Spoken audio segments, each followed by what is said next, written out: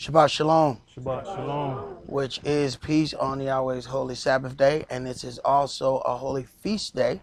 If this is the beginning of our feast of unleavened bread, as we start dealing more and more with these things, you're finding that although it is a small remnant that deals with this truth, you're starting to find larger congregations try to find ways to kind of back into the culture of this Holy Bible. And they are doing that in strange ways. When we first got in this building, we, I drive the same way. Thank you, bro. Drive the same way, and I didn't, wouldn't run into anybody, especially Friday night or Saturday. And the more and more I make that same trip, I'm running into Christian churches who have optional Friday and Saturday services while they still worship the sun god on Sunday, because that's how it's set up. But they are trying to back their way into dealing with this culture by halfway dealing with it. But what we know about Yahweh Elohim, halfway dealing with something is worse than not dealing with it at all. Yahshua said, I wish that you were hot or cold, but because you are lukewarm, I'm going to spit you out of my mouth. Hot has a purpose and cold has a purpose. Lukewarm really doesn't have a purpose. There's not a lot of ingredients that's going to call for lukewarm something. Hot and cold has a purpose. Even Judas, being as evil as he was to betray the Messiah, had a purpose. And Yahshua didn't run him off either. Until that job was done, then it was time for him to go. But until he finished doing the betrayal, he needed to be right where he was to go ahead and complete that job. Now, as we deal with the thing about what leaven is, leaven is a agent that is used in cooking that causes something to rise. Now, that gets extremely cloudy now because we are in the daughter of Babylon. And they don't do things right. They make strange things, put things in stuff that has no business being in there. And when you do your research, and you may do your research this year and you figure you good, and then next year they got something else going, and it's like you're gonna always be at a point where you're chasing your tail dealing with these people, because they make up words, they make up compounds and stuff, and then it's hard to look up a word when they made it up. So you're looking for something. It's funny, I think Kish saw the same program that I saw when we were laughing about I think that show when they were talking about gingivitis. You couldn't find any other mouthwash that says they fight against gingivitis because Listerine made it up. They made up a disease and then said that their product cures the disease. So if you're looking for some other mouthwash, and you say, well, we need the kind that's going to cure gingivitis, they cannot legally put it on there because they own the word. They made up the word. So as you're looking for some of this stuff, these people mix strange things together, and they may make up a word that goes with that particular thing. And it may take a while to do the research to figure out what that is. All that's not going to be in our land. We got to deal with what we got to deal with here. There's a whole lot of things that's not going to be allowed in a righteous kingdom. And these strange chemical compounds that they do, it's going to be real easy. Cheese, it's going to be cheese.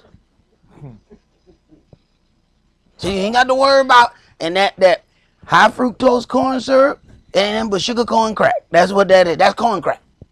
That stuff not going to be allowed. There ain't going to be corn crack not going to be allowed in there. There's a whole lot of things that we don't even consider as evil. But when you look at all of the diabetes and the issues that we have, it's because of all of these things that they're giving us. That it's jacking up the products that we take part in. What really is upsetting is when you go to the grocery store and you look in the drink aisle and everything has high fructose corn syrup. I want you to go down a couple more aisles where the drinks ain't. Go down that little Mexican aisle. And you're going to see the little tortillas and you're going to see drinks. First thing you're going to notice about those drinks is they in bottles, not in cans. Then read the back of them. They don't have high fructose corn syrup in it.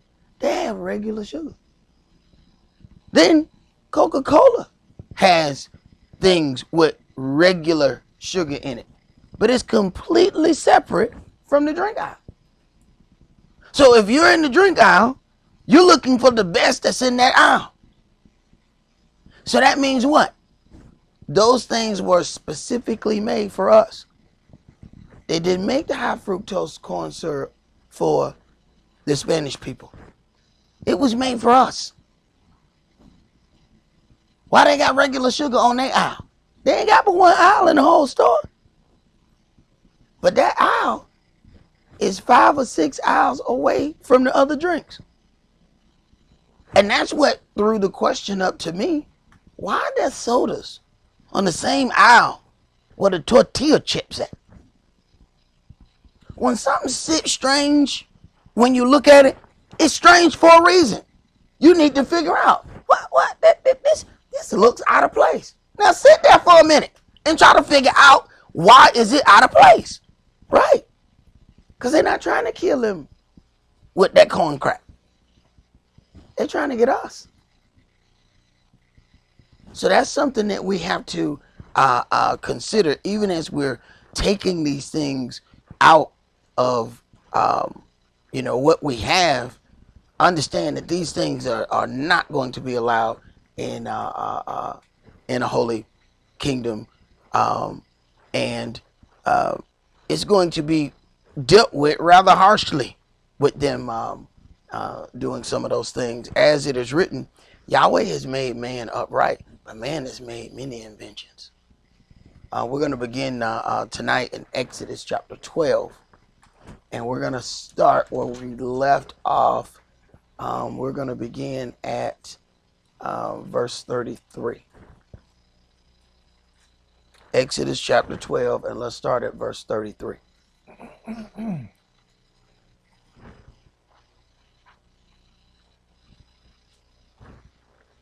Verse 33. And the Egyptians were urgent upon the people that they might send them out of the land in haste. For they said, we be all dead men. If you pay attention to the things that are being shown on the television, all they show are the crimes that our people commit. And it's over and over and over and over. Now, if you consider what happened when the Atlanta race riots happened, you'd have to go back and read about it. They had a lot of inflammatory news articles. And all of those news articles were to make the people extremely angry. Black brute does this. Black brute does that. And they were doing all of that for a reason. And it made the people angry. They had already decided and knew at what point they were going to start these race riots. And they didn't go to the hood, to the poor people. What they went to were the affluent black people. See, Auburn Avenue was the richest black area in Atlanta. The first black millionaire owned his barbershop on that street. That's where the riot started. The rich black folk. So I know a lot of us feel like, they ain't got nothing to do with me because I'm way away from the hood. No. Them the people that they wanted. Those the ones they wanted to particularly bring down. Because a poor guy couldn't help nobody. Rich guy could. Those were the ones they targeted. They started on that street for a reason. All the people with money.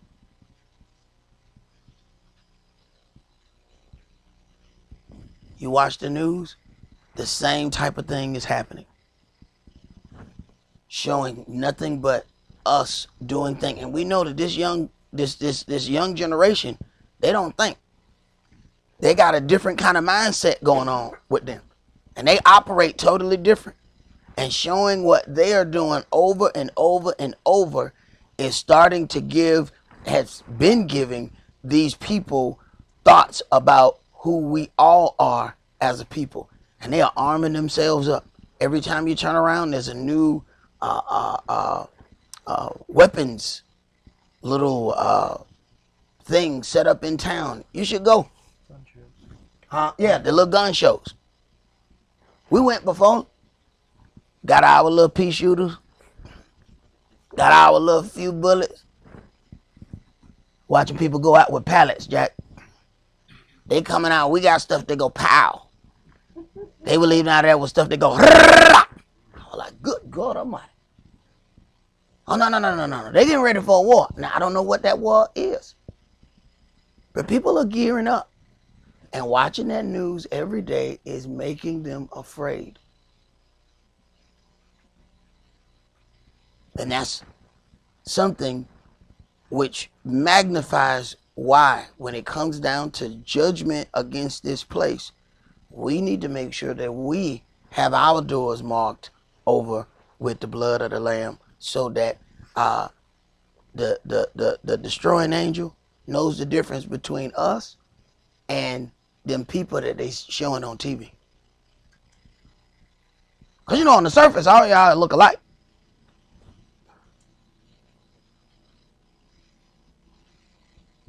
So we're going to have to differentiate ourselves. Go ahead. And the people took their dough before it was leavened, their kneading troughs being bound up in their clothes upon their shoulders. And the children of Israel did according to the word of Moshe, and they bought of the Egyptians jewels of silver and jewels of gold and raiment. Right. So this is the reparations that everybody is trying to get. Yahweh had a reason for not giving it unto Israel, because if we had gotten all of those things even in Egypt, we would have turned around and spent them in Egypt. So in other words, we get the money right back. So if he give us reparations here, what you think we gonna do? There's gonna be gold-plated Cadillacs everywhere. But we still ain't gonna own no store. All of us gonna want to drink, but don't nobody own a store where they sell drinks. But he said, all right, I'm gonna give you this on your way out. Go ahead. And Yahweh gave the people favor in the sight of the Egyptians, so that they lent unto them such things as they required, and they spoiled the Egyptians. Mm-hmm. And the children of Israel journeyed from Ramses to Succoth, about 600,000 on foot that were men beside children. And a mixed multitude went up also with them, and flocks and herds, even very much cattle. You notice we don't read anything about the mixed multitude losing any of their firstborn. It said the Egyptians. And then there's a mixed multitude. Now this mixed multitude ended up causing us some problems later on, because as the mixed multitude started whining, we started whining against Yahweh. But the mixed multitude knew enough to mimic us. Go ahead. And they baked unleavened cakes of the dough which they brought forth out of Egypt, for it was not leavened, because they were thrust out of Egypt and could not tarry, neither had they prepared for themselves any victual. So he forced us to keep the first unleavened bread, because we ain't have time to do it. There's a lot of things that you might be attempting to do and it don't work out, and you upset because it didn't go according to your plan. But your plan wasn't his plan. At some point, we got to figure that out. It didn't work out because he didn't want it to work out. This was the plan. You move so fast that you don't have time to prepare this. Right. Go ahead. Now the sojourning of the children of Israel, who dwelt in Egypt, was 430 years. And it came to pass at the end of the 430 years, even the self same day it came to pass, that all the host of Yahweh went out from the land of Egypt. And we're going to have to look at these things here. If you look at this graphic, we have two versions here. This was the thing that I was telling you about yesterday. In the King James Version, Exodus 12 and 40 says the sojourning of the children of Israel who dwelt in Egypt was 430 years. In the Septuagint, which was the Greek version, that was done, but it was done when the true children of Israel was still in the land. So our people did this translation. This translation, which was translated into Greek, says, and the sojourning of the children of Israel while they sojourned in the land of Egypt and the land of Canaan was 430 years. You know, it's amazing, just going through and backtracking how, you know, these folks are selling DVDs and they got teachings, they got all of this, and they basically going through all of their numbers, and making people think that they've come up with this really deep doctrine. And all you gotta do is go read the other version. But they making a cajillion dollars selling DVDs. Watch this, and then you get these numbers, and then you do this. Yeah, well, I can just read the other version. And then I ain't got to sit up there and keep playing all your mathematics. And the Septuagint is an older version. When you deal with, a lot of people deal with the Masoretic text, those, because we think anytime we can deal with something Hebrew, then it must be better than anything that we can find Greek. And that's not so. So I wanted to point that out because I know I mentioned that the other day. Go ahead. Verse 42. It is a night to be much observed unto Yahweh for bringing them out from the land of Egypt. This is that night of Yahweh to be observed of all the children of Israel in their generations. And Yahweh said unto Moshe and Aaron, this is the ordinance of the Passover. There shall no stranger eat thereof. And understand, when we deal with these things, you had a situation where the children of Israel were completely separate from other nations. But there was still a door given for the other nations to come and take part in Yahweh's word. Go ahead. But every man's servant that is bought for money, when you have circumcised him, then shall he eat thereof. A foreigner and an hired servant shall not eat thereof. In one house shall it be eaten. You shall not carry forth aught of the flesh abroad out of the house, neither shall you break a bone thereof. Right, and because the Mashiach was that Passover, that Paschal lamb, when he was getting ready to die, they were saying, all right, let's break his leg. He gave up the ghost before they broke his leg. Why? Because that Passover lamb could not have a broken bone. Go ahead. All the congregation of Israel shall keep it. And when a stranger shall sojourn with you, and will keep the Passover to Yahweh, let all his males be circumcised, and then let him come near and keep it. And he shall be as one that is born in the land, for no uncircumcised person shall eat thereof. Now the baptism has taken the place of that. Because Gentiles were not given the ordination of circumcision. They can get their baptism and still be a part of that. Now, Israel is still mandated to get that circumcision, but we still now have a grace period in dealing with those things. Go ahead. One law shall be to him that is homeborn, and unto the stranger that sojourns among you. Thus did all the children of Israel as Yahweh commanded Moshe and Aaron, so did they. And it came to pass the selfsame day that Yahweh did bring the children of Israel out of the land of Egypt by their armies. All right, let's go to Deuteronomy chapter 16.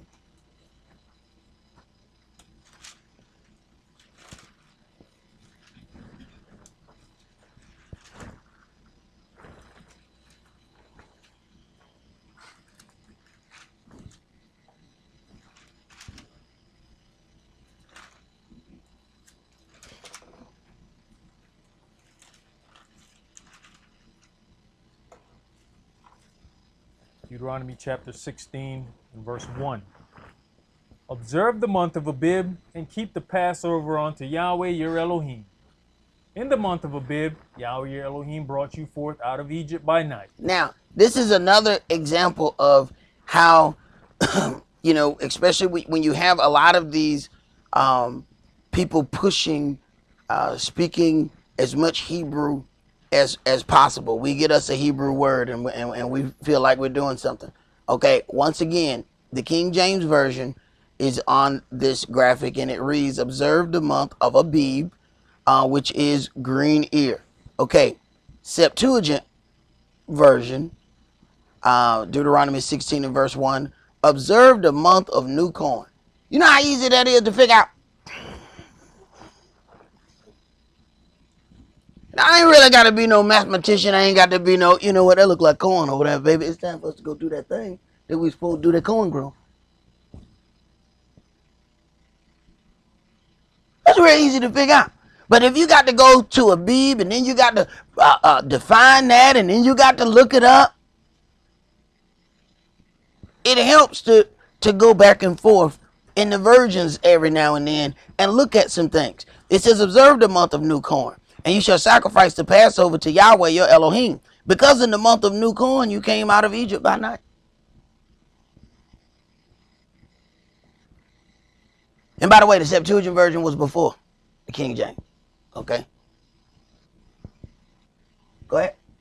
You shall therefore sacrifice the Passover unto Yahweh your Elohim, of the flock and the herd, in the place which Yahweh shall choose to place his name there. You shall eat no leavened bread with it. 7 days shall you eat unleavened bread therewith, even the bread of affliction. For you came forth out of the land of Egypt in haste, that you may remember the day when you came forth out of the land of Egypt all the days of your life. Right. And part of our issue is we've gotten so far separated from hard bondage and affliction, we don't remember it. And the people who actually remember it, they operate differently. When you deal with the Hispanics who just came from their country where it was hard bondage, watch how they band together and deal with their money better. They still remember those hard times. Go ahead. And there shall be no leavened bread seen with you in all your coasts 7 days. Neither shall there anything of the flesh, which you sacrifice the first day at even, remain all night until the morning. You may not sacrifice the Passover within any of your gates, which Yahweh your Elohim gives you.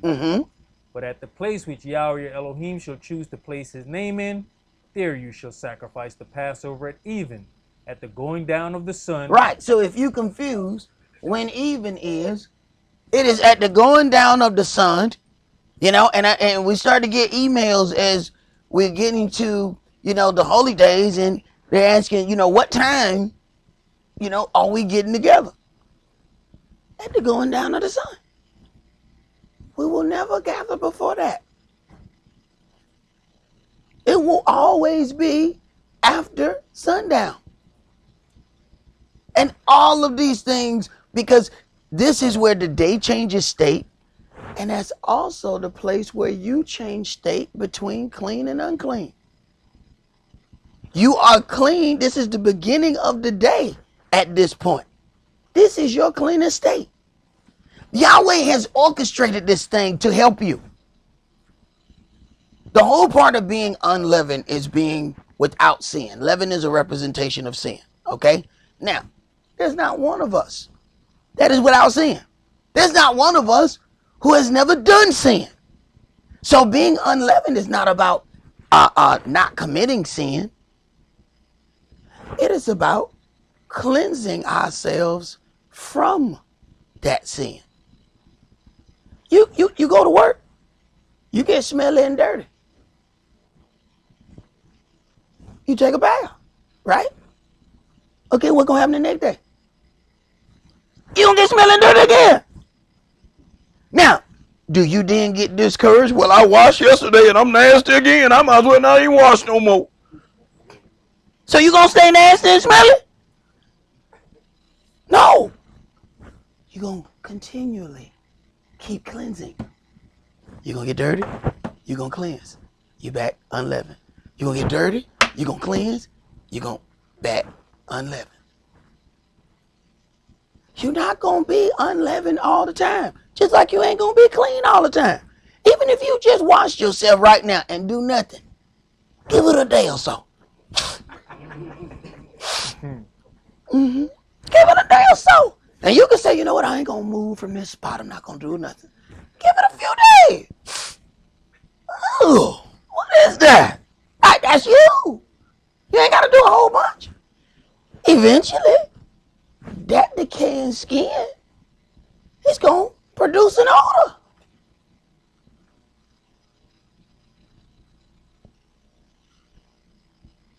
So don't look at this as some impossible thing of being without sin that we have to go for. No, that's never going to happen. That's not the objective. We're going to sin and we're going to cleanse.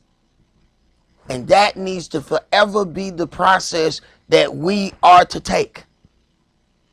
And you don't get discouraged with cleansing, saying, man, I done got dirty again.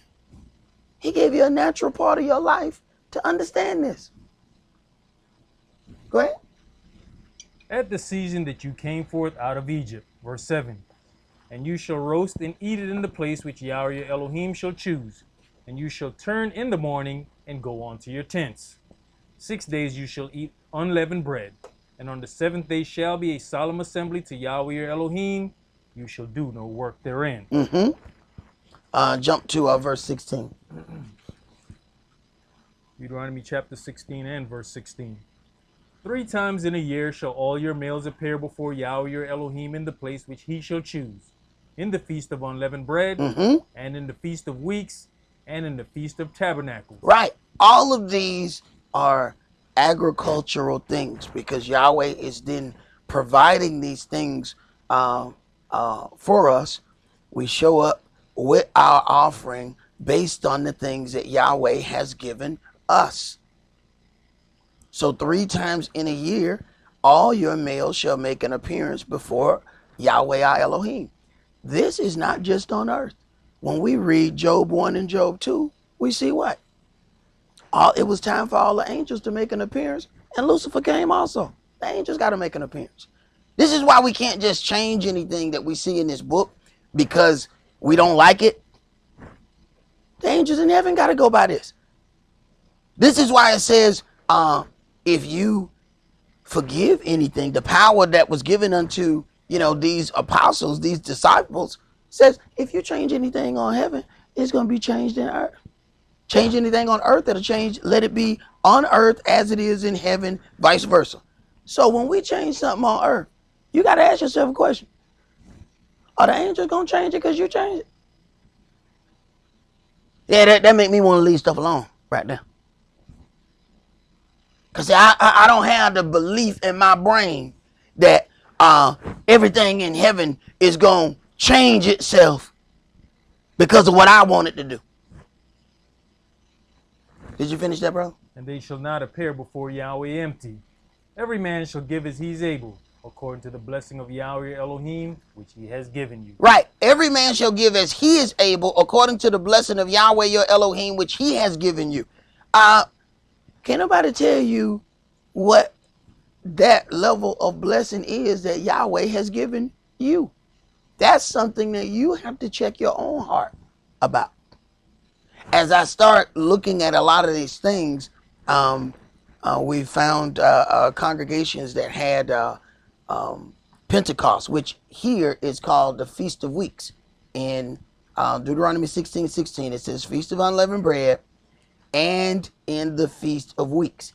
If that was actually called Pentecost, or if they actually used the same word in the New Testament, it would have really given you a clue as to what's happening. Because this is one of those things where people have to show up with an offering, search out some of the Christian congregations and see how many of them keep Pentecost.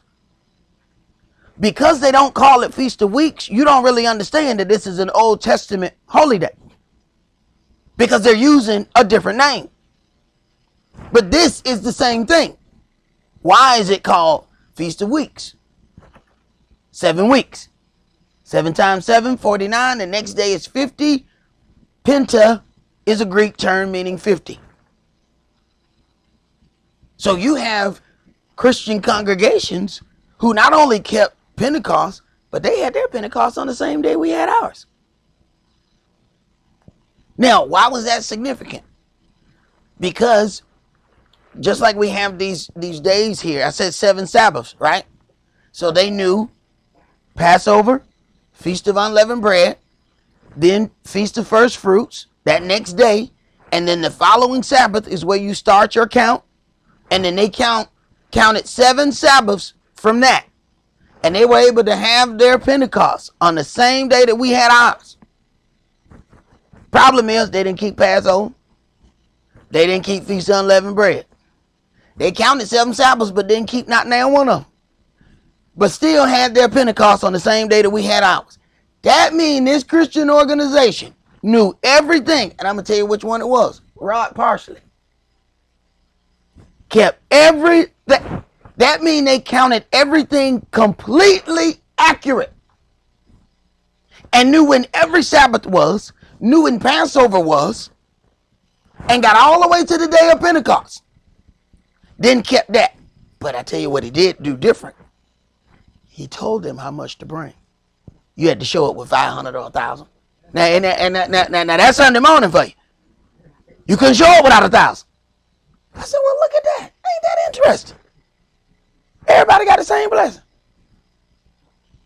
So the dude who rode the bus got to give the same much as the dude who flew in on his private helicopter. Something don't sound right.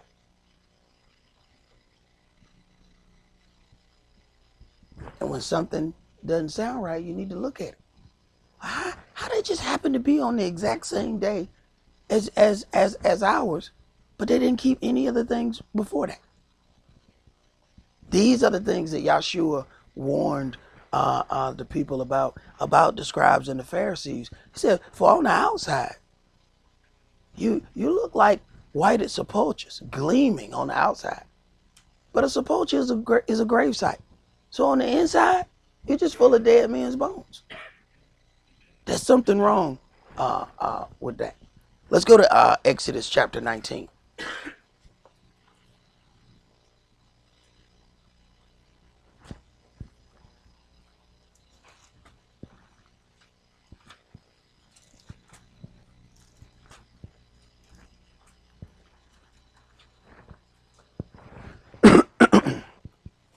Exodus chapter 19, and we're going to read verses 1 through 19. In the 3rd month, when the children of Israel were gone forth out of the land of Egypt, the same day came they into the wilderness of Sinai. Right. And sanctification is given in threes. There's a reason why it had to be done the 3rd day. It changes its state. Just like when we deal with at even, there's a change of state between clean and unclean. So the day just changed as the sun went down. You are at the cleanest you're going to be today. Because you might do something stupid in a minute. You are at your cleanest right now. Yahweh has things made for a reason. And here it is, we think it's strange that we gather together at night. No.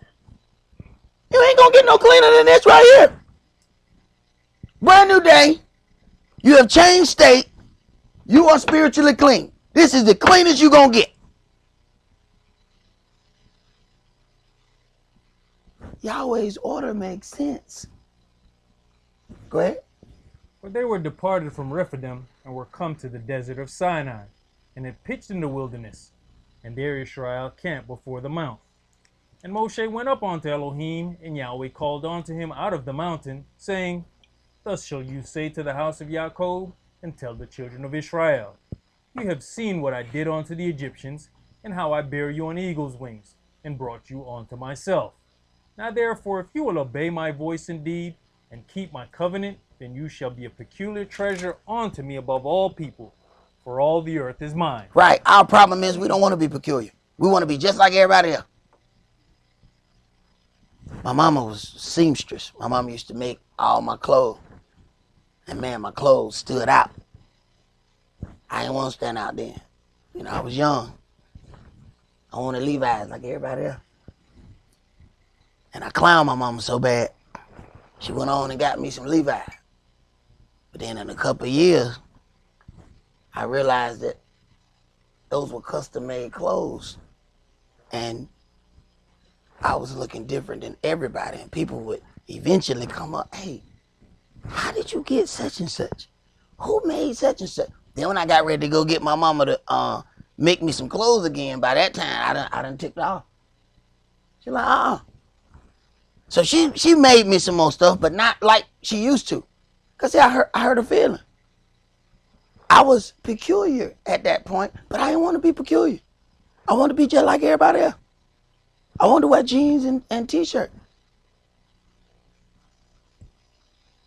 Go ahead. Verse 6, and you shall be unto me a kingdom of priests and an holy nation. Right. And I don't think we understand that a kingdom of priests. This is given unto us in Exodus 19, that we are set to be a kingdom of priests. Wait a minute. We only had one tribe that were priests. Those were the Levites. So in the beginning of setting up the priesthood, he already said that you are a kingdom of priests. He already dealing on a whole nother level that he ain't even explained to us yet. How we going to be a kingdom of priests? You get to the ending of the book, Yahshua and these people start talking about the same thing. You start seeing Cephas, kingdom of priests. What are you talking about? Then when you look at that 144,000 who are going to follow the Mashiach everywhere he goes, now you got priests coming out of every tribe, not just Levi. The Mashiach came out of the tribe of Yehuda, not Levi. So this was already going to be opened up, just not yet. And it's that thing that I tell people, timing matters. If you get knowledge out of order, it will cause you a problem. Go ahead. These are the words which you shall speak unto the children of Israel. And Moshe came and called for the elders of the people, and laid before their faces all these words which Yahweh commanded him. And all the people answered together and said, all that Yahweh has spoken we will do. And Moshe returned the words of the people unto Yahweh. And Yahweh said unto Moshe, Lo, I come unto you in a thick cloud, that the people may hear when I speak with you, and believe you forever. And Moshe told the words of the people unto Yahweh. And Yahweh said unto Moshe, Go unto the people, and sanctify them today and tomorrow, and let them wash their clothes, and be ready against the third day. Right. For the third day Yahweh will come down in the sight of all the people upon Mount Sinai. So this is a different kind of sanctification than here. See, because now at this point, you're going to be presented before Yahweh. This has a different level of cleansing is going to be needed than just the difference between one day and the next. So sanctify yourself against the third day so that you will be spiritually ready to meet Yahweh. Go ahead. And you shall set bounds unto the people round about, saying, Take heed to yourselves that you go not up into the mount, or touch the border of it. Whosoever touches the mount shall be surely put to death. There shall not an hand touch it, but he shall surely be stoned or shot through. Whether it be beast or man, it shall not live. When the trumpet sounds long, they shall come up to the mount. And Moshe went down from the mount unto the people, and sanctified the people, and they washed their clothes. And they washed their clothes. They sanctified themselves, washed their clothes, got ready to meet Yahweh. Go ahead. And he said unto the people, Be ready against the third day. Come not at your wives. Right. So, not being with their wives for those 3 days, being sanctified for that ready for that third day, has put them in a spiritual state where they can stand before Yahweh. This is why we operate this way before we make our appearance. Now, you might go to a lot of different congregations and they're not doing that. And it's basically, like I said before, it's set up on two of the holy days that it's going to fall that way pretty much anyway. You got Passover, Feast of Unleavened Bread, and then the very next day is first fruit when we make our appearance. You're already sanctified against the third day.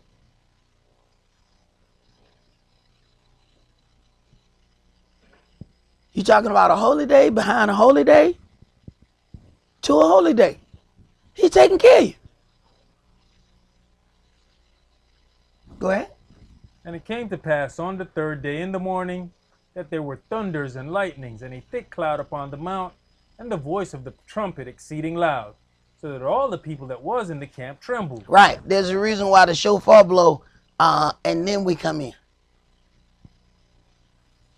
We're not just doing some stuff because we thought it was cool. Go ahead. And Moshe brought forth the people out of the camp to meet with Elohim, and they stood at the nether part of the mount. And Mount Sinai was altogether on a smoke, because Yahweh descended upon it in fire. And the smoke thereof ascended as the smoke of a furnace, and the whole mount quaked greatly. And when the voice of the trumpet sounded long, and waxed louder and louder, Moshe spake, and Elohim answered him by a voice. Right. But then when you look at it, then they had to be ready to be presented unto Yahweh. Moshe was already on a different level in dealing with those things. We're talking about him being able to deal with a fast for all of those days. Him being in the presence of Yahweh to the point where his face shine. We're talking about now he has to cover his face to keep from scaring the rest of the people. But Israel, he had to get Israel ready to do those things. And if you go back to the situation that happened with King David, when they end up eating the showbread, which was for the priests only, they asked them the same thing. But because they was running for their lives, but they were hungry. He said, have these young men been sanctified? He said, of a surety, 3 days. We have not been with any of our wives. We have not, none of these men. They've been running. We are sanctified against the third day. They had to be sanctified just to eat that holy bread. So everything fits and lines up when you get down to that. Let's go to Luke chapter 13.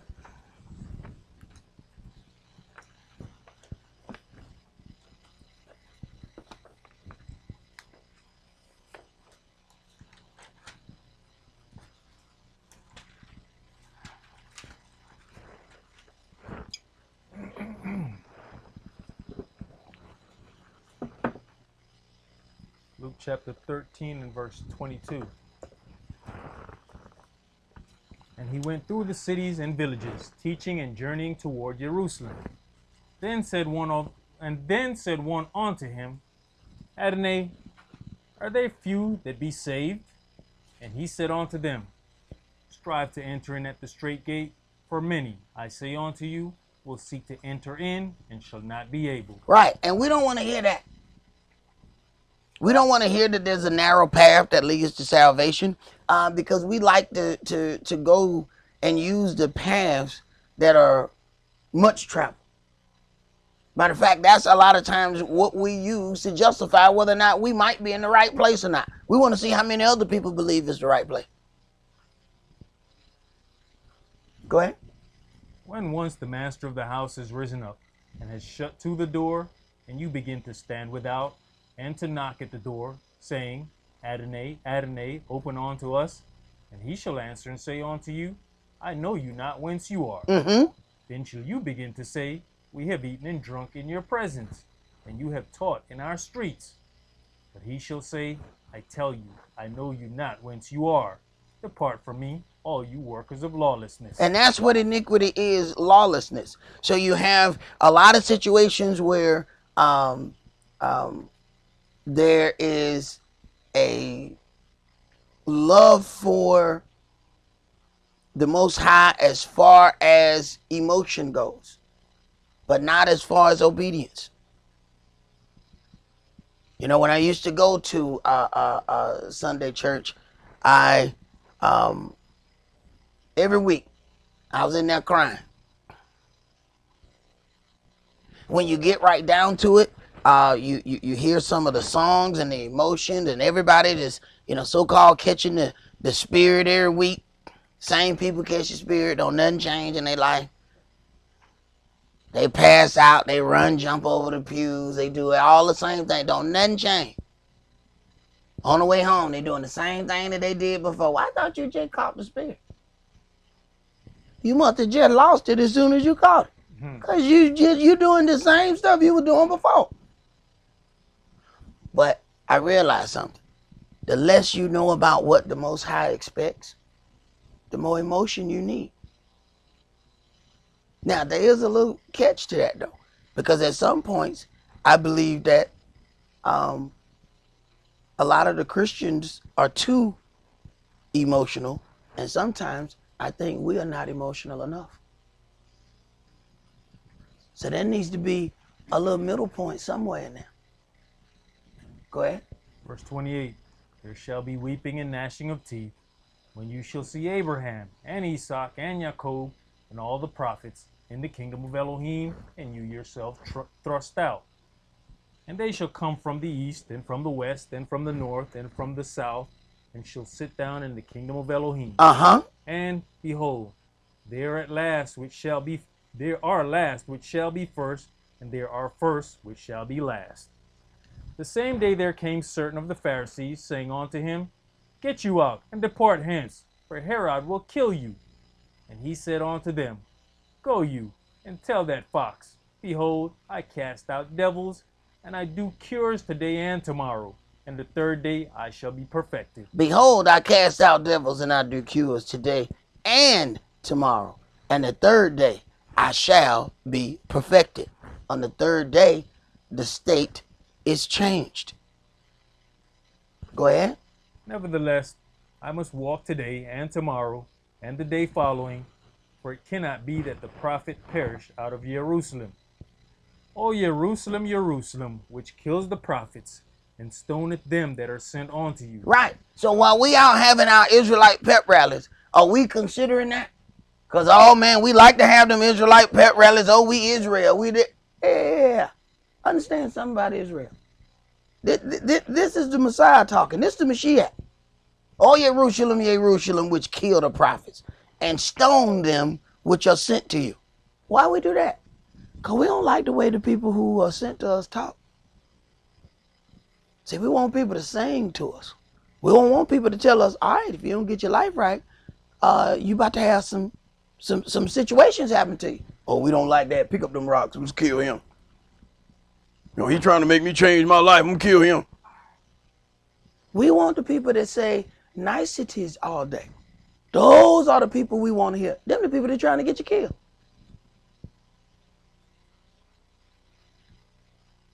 But that's not how we look at that. So while we ready to have these Israelite pep rallies, understand, Israel, this the same people here, which stone the prophets and are ready to kill them that are sent to them. And those people are sent to try and save Israel. But this is what I end up talking about a lot of times. You got to be ready to fight with somebody just to save them. Everybody ain't in that point where they ready to be saved. Because your little saving sound like you cramping their style. See? So here it is, you trying to save them, and they like, you know what, give me that knife over there. I got something for the Savior. And we think it's strange that our people tried to stone the Messiah. Think about it as an individual person. You watch the same thing all the time. Somebody's off into something they ain't got no business in, or they dealing with something in the wrong manner. You try to talk to them, what they do? Attack you. So why do we think it's strange that they attack Yeshua? He wasn't just dealing with one individual. He was dealing with the entire nation. He's telling the entire nation, look, we're going to have to change some things. They're like, no, we're going to have to kill you. That's what we're going to have to do. So I don't know why we think it's a strange concept. Because that pride is what jumps up. And it automatically attacks the one who's trying to save. And just so we'll understand what that feels like, he let us feel it along the way. You try to help somebody, they jump on you. You just got a little bit of taste of Messiah right there.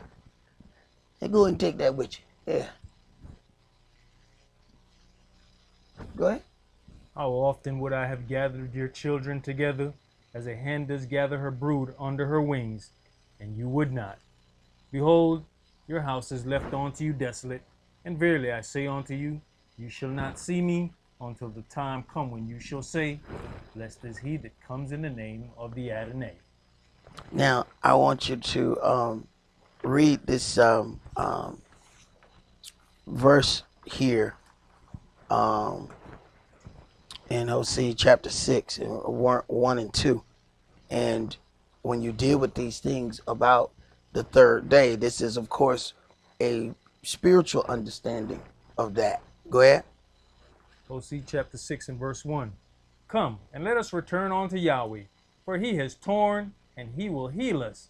He has smitten, and he will bind us up. After 2 days will he revive us. In the third day he will raise us up, and we shall live in his sight. Now, they are dealing with over 2,000 years in these 2 days here. And then in that third day, he will raise us up.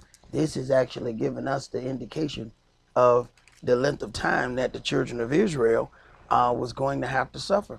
If you go into the book of Daniel, it tells you that the Euro-Gentiles had over 2,500 years that they were going to rule on the earth. So when you talk about being raised up in that third day, this is what Hosea is talking about. Still, sanctification is given in threes. There's a lot of things that's contained in that. Let's go to Matthew chapter 16.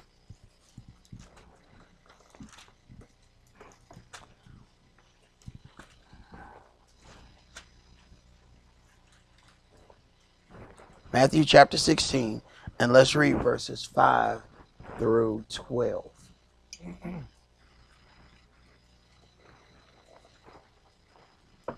Verse 5.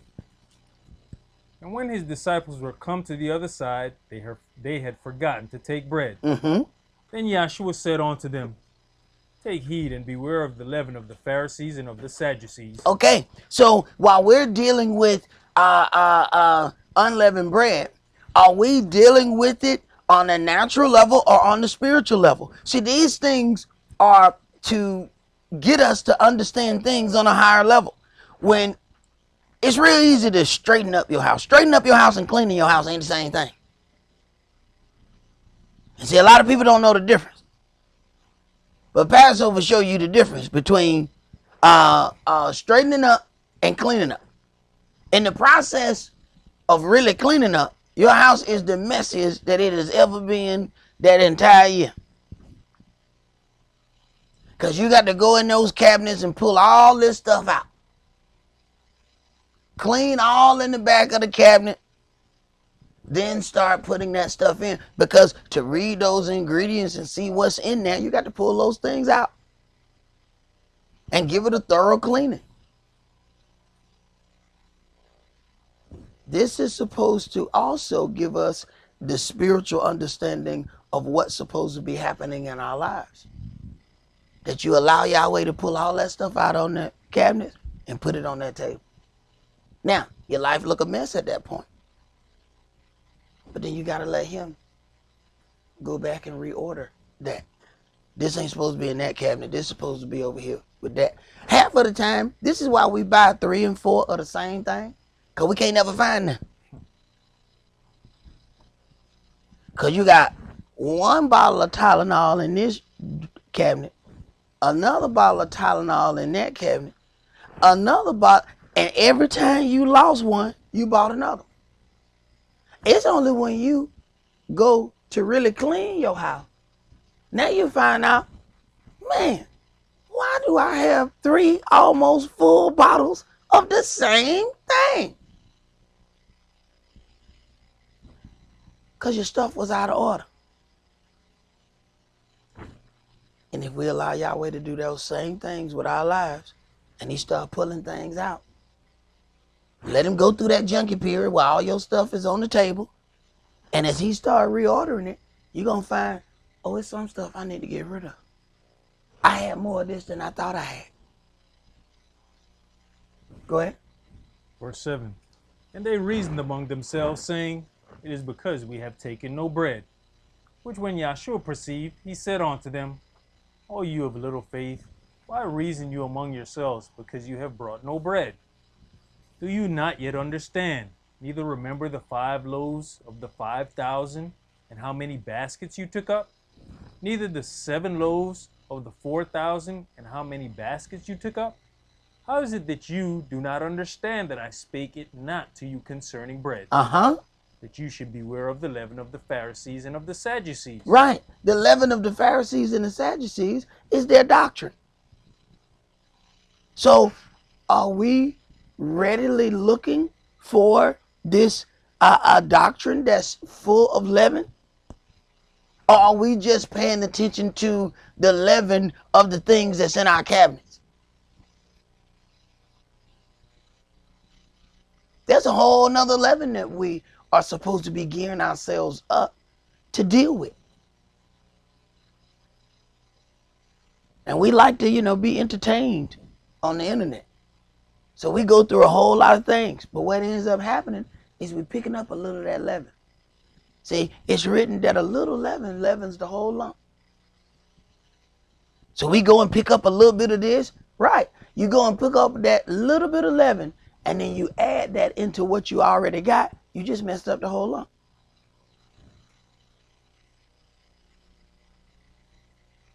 Go ahead. Then understood they how that he bade them not beware of the leaven of bread, but of the doctrine of the Pharisees and of the Sadducees. Right. It was the doctrine of the Pharisees and of the Sadducees that was going to add sin unto them. Leaven is a representation of sin. Leaven causes something to rise or to be puffed up. If you are puffed up, that means you are not humble. You are the opposite of being humble, being puffed up. That's what this whole thing of being unleavened is about. When we do encounter a situation, do we automatically fight back being puffed up, or do we sit down and examine that situation? That's the whole thing about being unleavened. Let's go to 1 Corinthians chapter 5.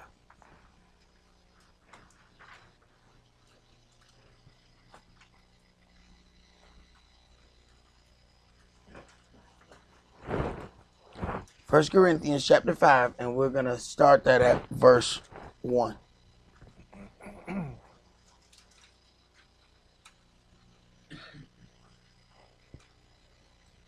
Verse 1. It is reported commonly that there is fornication among you, and such fornication as is not so much as named among the Gentiles, that one should have his father's wife. And you are puffed up. You are puffed up. And have not rather mourned that he that has done this deed might be taken away from among you. Right. So being puffed up is, we're not going to allow this situation to be dealt with. See? So this is the opposite of unleavened. See? So now this puffed up situation is when we fight against where the righteous judgment is supposed to take place. Go ahead. For I verily, as absent in body but present in spirit, have judged already. Right. Once he hears this situation, you know, this is basically what we're dealing with. The New Testament is basically epistles or letters. So these people who he has left in charge, they wrote letters about situations. You have to take into consideration that we only have the answer letter. We don't have the letter that was sent first. This is the reply because these are his. You don't have the ones that were sent to him. Go ahead. As though I were present concerning him that has so done this deed. In the name of our Adonai Yahshua the Mashiach, when you are gathered together, in my spirit, with the power of our Adonai Yahshua the Mashiach, to deliver such an one unto Satan for the destruction of the flesh. Right. You put him out the church.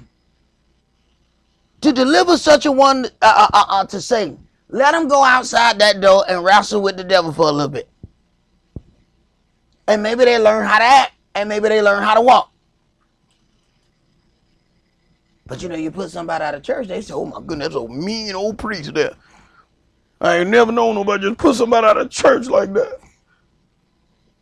They didn't ever put us out of church before. We just did all our dirt in the back and there ain't nobody say nothing. Now that don't work here. You're going to do your dirt outside that door. If it ain't but two people in here, it's going to be two people in righteousness. Go ahead. That the spirit may be saved in the day of the Adonai Yahshua. Right. So you got to fight with them to save them. Maybe if you put them out, they get their life together and they come back and walk like they got some sense. But if you keep pacifying them, they ain't never going to walk right. You helping them walk wrong. You know somebody sitting there telling you nothing but lies. You ain't saying nothing about it. What you doing? You helping them tell more lies. Stop them. You do not know you lying, right? Stop. But you don't say nothing. They just keep on lying. And what's happening?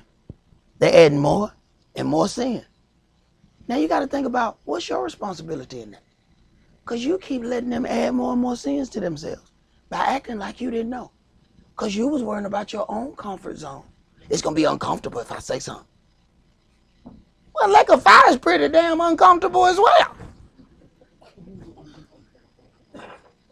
That is not exactly a comfortable place. Go ahead. Your glorying is not good. Know you not that a little leaven leavens the whole lump? Right. You glorying by protecting the individual who has so done this deed. Now you might have well done it with them. Now that is a mess right there.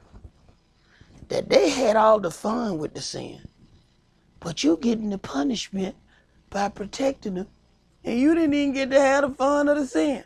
That's what I call super stupid. They got at least the sin with them and the joy of it. When they get thrown in the lake of fire, you're getting thrown by helping protect them. You didn't even get to enjoy the sin. Think about y'all two end up in prison. And you sitting there. And what you in prison for?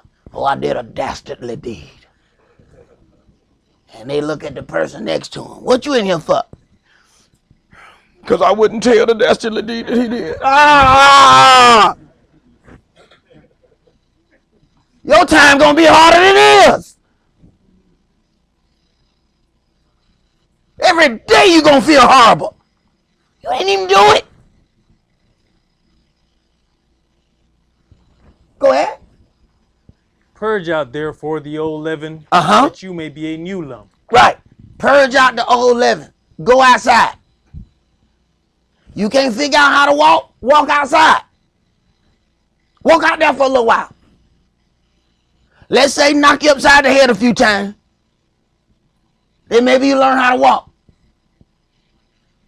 Go ahead. As you are unleavened.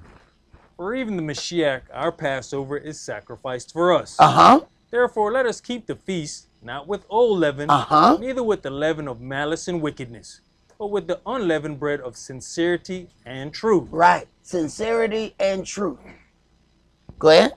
I wrote unto you in an epistle not to company with fornicators, yet not altogether with the fornicators of this world, or with the covetous, or extortioners, or with idolaters, for then must you needs go out of the world. But you know what folks say? You know what? They judging me. They just talking about, they judging me. Keep reading. But now I have written unto you not to keep company, if any man that is called a brother be a fornicator. Oh man, but you gonna hurt some feelings. This is New Testament, right? Yes, sir. Cause you know every time you start dealing with some stuff, people swear, "Oh man, y'all dealing with that old mean God, that old mean God back in the Old Testament." I'm sorry, this is New Testament, right? So we should have been reading this at the Sunday church. But I don't remember in Sunday church they just call out, "Brother James, you fornicator, get out of here." Now I don't remember. I don't ever remember. I don't ever remember saying that. Right, right. And people think you're wrong when you do it, but don't get it twisted. You keep playing around here, and your feeling gonna get hurt. Go ahead. Or covetous, or an idolater, or a railer, or a drunkard, or an extortioner, with such an one know not to eat.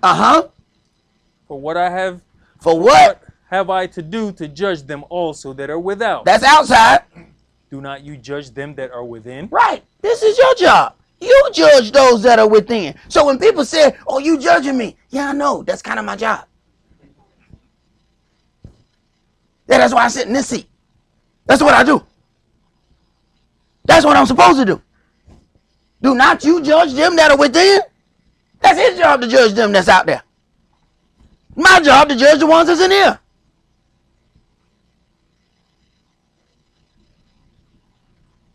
Go ahead. But them that are without Elohim judges. Therefore put away from among you yourselves that wicked person. So when you put them out, what are you doing? Letting Yahweh deal with that business. See, otherwise, the business is yours to deal with. Say, you know what? I'm done dealing with this business. Go on the other side of that door. I'm finna let Elohim deal with it. That's why he said, when Satan start beating up on them, that's Yahweh doing his judgment, and maybe they learn how to walk. That's the real thing about dealing with leaven and trying to become unleavened. It's not that we're not going to do anything, but what you going to do when something happens?